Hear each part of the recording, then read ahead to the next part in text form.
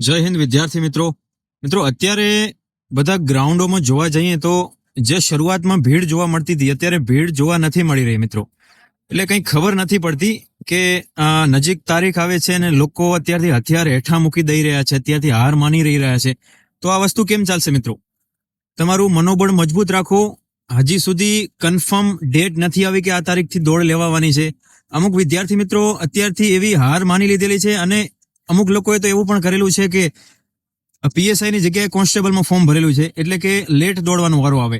તો મિત્રો તમે હાર ના માનો. અત્યારથી જો તમારો ટાર્ગેટ પીએસઆઈ નો હોય તો તમે એની જગ્યાએ તમે 2 ટાઈમ સરખી શેડ્યુલ વાઇઝ ટ્રેનિંગ ચાલુ કરી દો, પરંતુ હાર ના માનો. અત્યારે બધા ગ્રાઉન્ડમાં મેં જોયું, અત્યારે જોઉં છું 2 દિવસથી ભીડ ઓછી થઈ ગઈ છે, તો આ ખબર નથી પડી રહી અત્યારથી હેઠા હથિયાર મૂકી દીધા છે, હાર માની લીધી છે કે શું છે?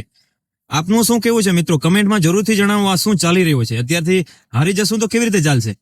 આ ખાખીમાં એવા યોદ્ધાઓનું કામ છે જે હાર ના માને, જે મજબૂત હોય, ઝીણી ઝીણી બાકાજીકી બોલાવે એ લોકોનું કામ નથી. મજબૂત જે મોરે મોરો બોલાવે એ લોકોનું કામ છે મિત્રો. આ ખાખીનું એક ફિલ્ડ જ એવું છે. જો અત્યારથી આપણે હારી જશું તો કેમનું ચાલશે?